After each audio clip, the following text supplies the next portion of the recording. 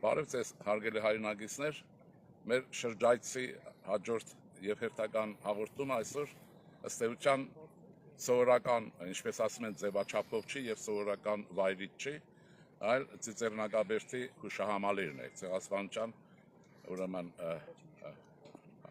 ակտի հուշահամալիր, որտեղ մենք ամեն տարի հավաքվում ենք, ամեն տարի նշում ենք, սկում ենք, բայց նաեւ մտածում ենք վերապրելու մասին եւ ապագայի կարող եմ ասել ծրագրեր ենք մտածում։ Այս անգամ իրադրությունը բոլորովին յուրահատուկ է, այն իմաստով, որ մեր ժողովուրդը պառակտված է եւ ցեղասպանության հարցի վերաբերյալ,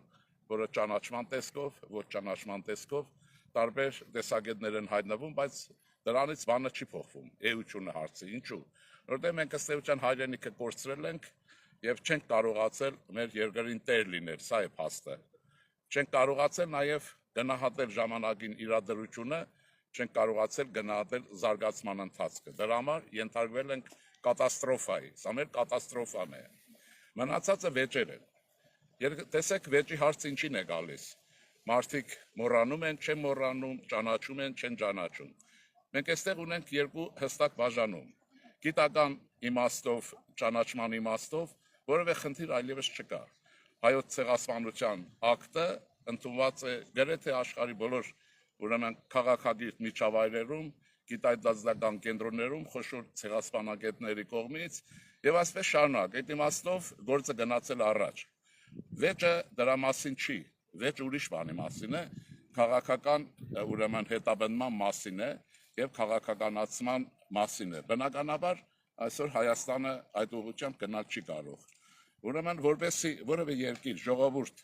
կարողանա այդ ճանապարհով շարժվել, ճանաչել տալ, պարտադրել, նա պետք է հզոր լինի, նա պետք է ունենա ուժեղ պետականություն, թույլ պետականությունով նման հարց լուծել հնարավոր չէ։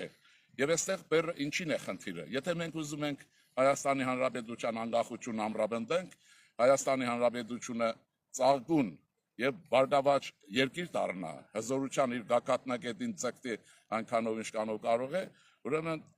այդ ճանապարհով պիտի գնանք, բայց ցեղասպանության քաղաքական հետապնդում այստեղ խնդրեմ է դառնում։ Ինչու՞։ Պաշտոնականի մասին է խոսքը, որովհետեւ ուրեմն այդ պայմաններում մենք ունենք պետություններ, հարևաններ, որոնք շահագրգիռ են, որովհետեւ մենք հավերժ ողբի մեջ լինենք եւ չկարողանանք ուրեմն ապագային նայել առողջ տեսակետով։ Եվ դա Ռուսաստանն է, դուք գիտեք։ Եվ տարօրինակն այն է, որ մի պետություն, որը ցեղասպանության ըստ էության հրահրիչ պետականությունն է, այս անգամ շատ հոգատար ձևով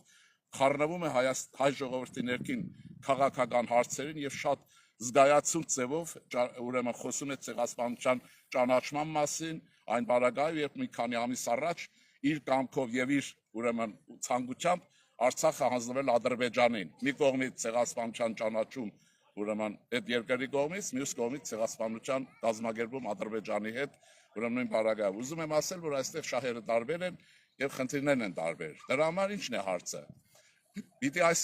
օրերին մենք կարողանանք պետականության պաշտպանության հզորացման հետ միասին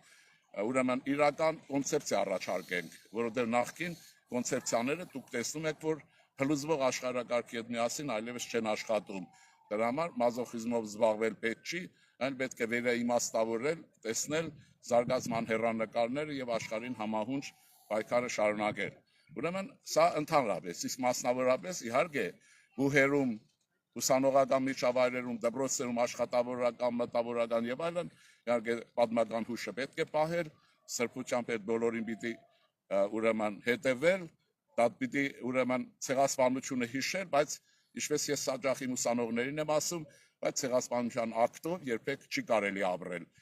Պիտի պատրաստ լինել առողջ պայքարի համար։ Դրա համար մեզ մնում է մի ճանապարհ, ինչպես մտածում է քրիստոնյա ժողովրդավարական կուսակցությունը, հետազոտություններ կատարել, գնալ քաղաքական զարգացումների հետևից եւ անհրաժեշտ պահին, անհրաժեշտ պարագայով անել համապատասխան քայլեր։ Այնպես որ եւ եթե ուզում ենք իրականում ցեղասպանության ճանաչման ակտի հետևից գնալ, բարձ է արդեն մեր մոտ միջավայրում ասվել է դրա մասին Հրանտ Մատեոսյանի կողմից, ասվել է Պերճ Զեյթունցյանի կողմից, որ այդ ակտի լավագույն հուշարձանը այսօր հզոր Հայաստան ստեղծելն է։ այն Հայաստանը, որը մենք կուզենայինք, որ լիներ տարածաշրջանի բանալի պետությունը, այն պետությունը, որ կլներ իր հզորության գագաթնագետին կամ դրան գծկներ։ Այսքանը դրա մասին ուզում եմ ասել, որ տարբերենք գիտական, ուրեմն հետազոտական աշխատանքը քաղաքական պայքարից եւ պետության վրա հավելյալ բեռ չդնենք։ Զգուշացնում եմ, Հայաստանի Հանրապետությունը պետականորեն ցեղասպանության հետապնդման քաղաքական կուրսի պարագայում այդ ծանրության տակ չի դիմանա, նա չի դառնա երբեք անկախ պետություն եւ գնանա ներ ողերին եղբոր բարեկրբանում կմնա, դա անթույլատրելի բան է։ Մնացածը ուրեմն ճանաչման հարցը ընդհանուր առմամբ ասեմ խոշորագույն իմաստով աշխարհակաղակական փոփոխությունների հարց է, որ հուսանք, որ ուրեմն կգա այդ օրը, բայց որպեսզի այդ օրը գա, մենք պետք է պատրաստ լինենք պետականորեն եւ հետապնդենք այդ փաստը։ Մի փաստ ասեմ ու վերջացնեմ նաեւ։ Առաջին անգամ հայոց ցեղասպանության մասին խոսք է ասվել 1918 թվականին ամենաթարմ հետքերով Ջոզեֆ Հոքինգ անունով անգլիացի մի հետազոտող առաջին անգամ հայոց ցեղասպանության համար օգտագործել է հոլոկոստ բառը, ողջակիզում, այնպես որ աշխարհի իմաստով ընդունել է, բայց մնացածը ուրեմն մեր խնդիրն է, որովհետեւ մենք կարողանանք մեր երկիրը վերաշինենք եւ մեր պետությունը անվտանգ պահենք այս խառնակ դժվարին ժամանակներում եւ պորոտախոսություններ ընդհանրապես արտանեղեն